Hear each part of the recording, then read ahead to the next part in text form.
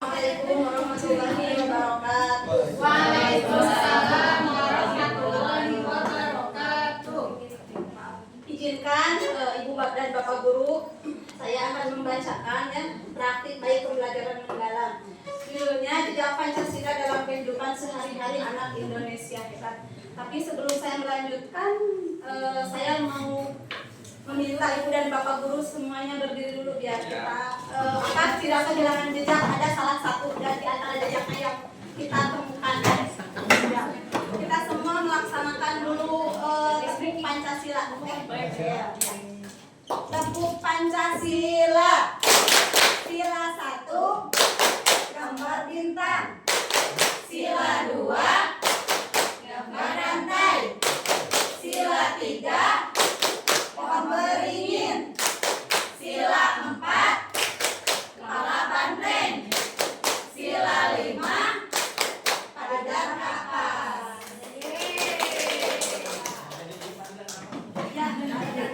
Ya, mudah-mudahan ya kita tidak kehilangan jejak dari salah satu 5 simbol sila Pancasila itu.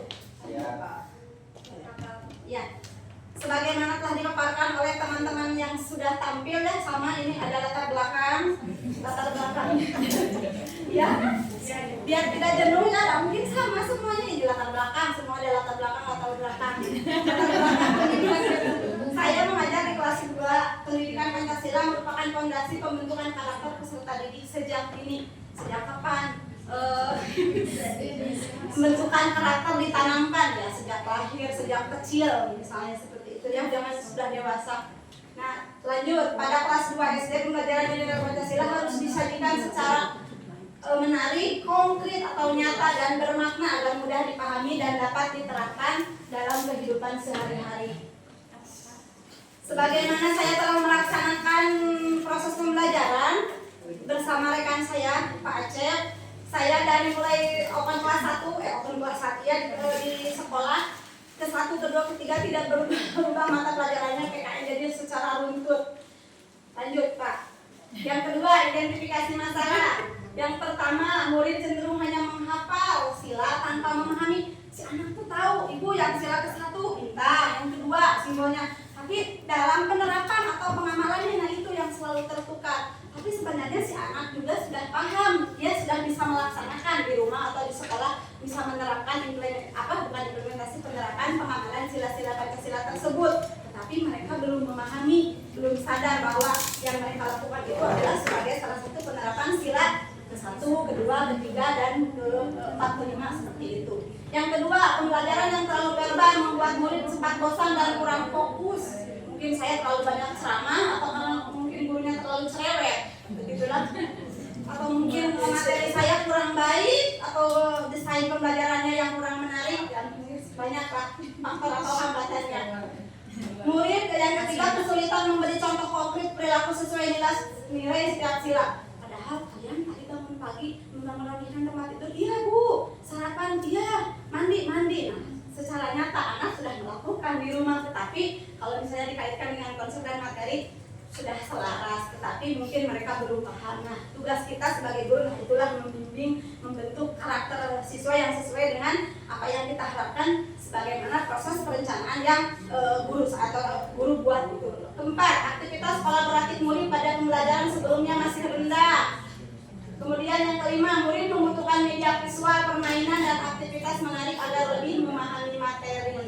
Ya, yang C-nya, tujuan praktik baik, membantu murid memahami pengertian Pancasila secara sederhana.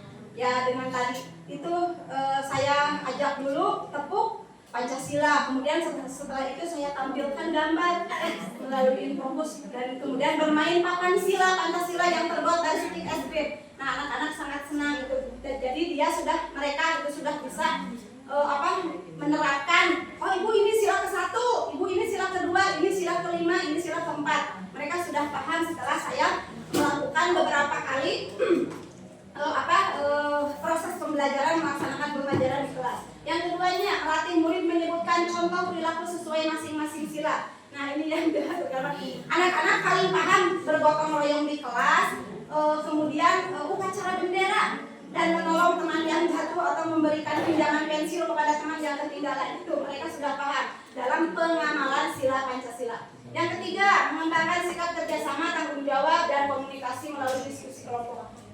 Pasti ya, ini harus tanggung jawab, kita juga sebagai guru harus bertanggung jawab. 4. Menunjukkan sikap sesuai nilai Pancasila melalui permainan papan sila. Nah, itu yang paling menarik, permainan papan sila Pancasila. Anak-anak berbuat, ibu saya dulu, nanti kan itu berkelompok semuanya, kebagian semuanya bakal kegiliran. Berarti praktik baik yang selama ini saya laksanakan, alhamdulillah ada dampak positifnya bagi mereka, bagi saya sendiri juga ya, alhamdulillah. 5. Membuat pembelajaran Pancasila menjadi menyenangkan, aktif, dan bermakna bagi murid. Aktif itu mahal guru lagi saya bisa gandeng, apalagi anak-anak senang kalau misalnya diajak gerak fisik dengan menggunakan musik. Nah, seperti itu salah satunya. Langsung bab 2 ke isi. Oh, isi dari kerangka, kalau tidak ada isi apa artinya ya? Lontong tadi juga pok nasi nggak ada isinya nggak enak. Jadi harus ada isi. Isinya baik atau tidak kita lihat. Pada awal pembelajaran banyak murid belum memahami nilai-nilai Pancasila. Itu tadi selalu pahili secara mendalam. Mereka dapat bisa menyebutkan satu hanya yang Maha Esa, 2 bla dan sebagainya bisa. Tapi ketika saya coba kamu berikan contoh penerapan sila ke-1, kadang tertukar sila ke-3, pahili. Nah itu. Selain itu murid kurang percaya diri, malu sama teman-teman yang lain, sama guru. Kalau ditanya, Andre, apa contoh penerapan sila ke-2? Malu. Nah itu.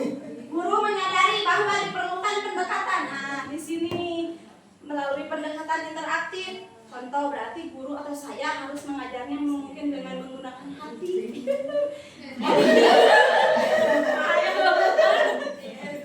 Menggunakan hati. Karena sebaik apapun, sebagus apapun perencanaan pembelajaran yang kita buat, yang kita desain, kalau misalnya kita mengajarkan materinya tidak menggunakan hati,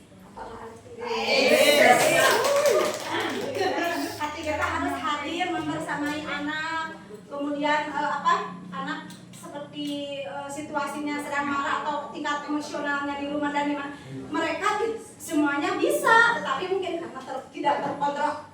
Kitalah sebagai gurunya menjadikan wadah atau penampung dari kesulitan-kesulitan belajar siswa di kelas. Lanjut, ada tantangan tuh, banyak tantangannya. Apalagi di kelas rendah, karena rendah pemahaman baca tulisnya itu ya. Tantangan utama bagaimana membuat murid aktif dan antusias memahami sila-sila Pancasila, karena yang aktif saya tadi.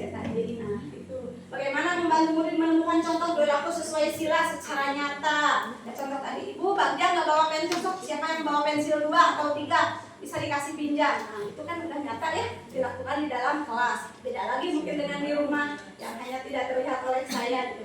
Kemudian yang ketiga, bagaimana menciptakan suasana belajar yang menyenangkan dan bermakna, yaitu tadi adanya media pembelajaran yang bervariatif. Bagaimana mengatasi perbedaan. Lanjut. Aksi. Kegiatan awalnya guru biasa menyapa murid, memimpin doa seperti yang ibu bapak lakukan di dalam kelas, seperti itu tinggal dibaca saja ya. Kemudian, nah ini kegiatan intinya. Ya, pada inti nama kita harus bisa melaksanakan pembelajaran deep learning dengan sesuai kemampuan kita, mungkin ya, agar tercapai tujuan dari pembelajaran ini, dan kemudian nanti bisa diaplikasikan di sekolah masing-masing. Itu pada ini. Lanjut Pak. Hasilnya memang sudah terlihat bagaimana dari pembelajaran pertama, yang kedua dan ketiga ini sudah ada 85 murid bisa menyebutkan pengertian dari Pancasila dan menyebutkan pengamalannya. Ada yang juga sebagian mungkin karena tingkat kecerdasan pemahaman siswa yang bervariatif itu tadi. Suasana pembelajaran kelas menjadi lebih aktif, hidup, dan menyenangkan. Karena apa? Karena ada video, tampilan modul, permainan, dan kemudian permainan papan sila Pancasila itu. Lanjut Pak. Nah, penutup, kesimpulannya, praktik pembelajaran sila-sila Pancasila menggunakan media papan interaktif, PPT, video, LKPD sangat menyenangkan bagi guru dan bagi peserta didiknya. Alhamdulillah ada hasil. Lanjut. Saran dan udah, jangan dokumentasi seperti itu. Perhatikan. Siap. Ada rekan sejawat saya. Ibu, ini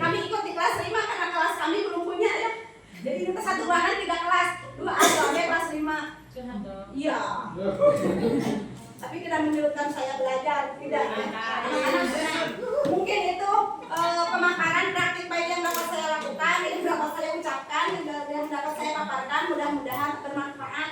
Mohon maaf sebanyak-banyaknya apabila pemaparannya terlalu cepat, kemudian bahasanya yang tidak jelas, kosakata bahasanya yang tidak baik. Wassalamualaikum warahmatullahi wabarakatuh. 10 menit 27 detik.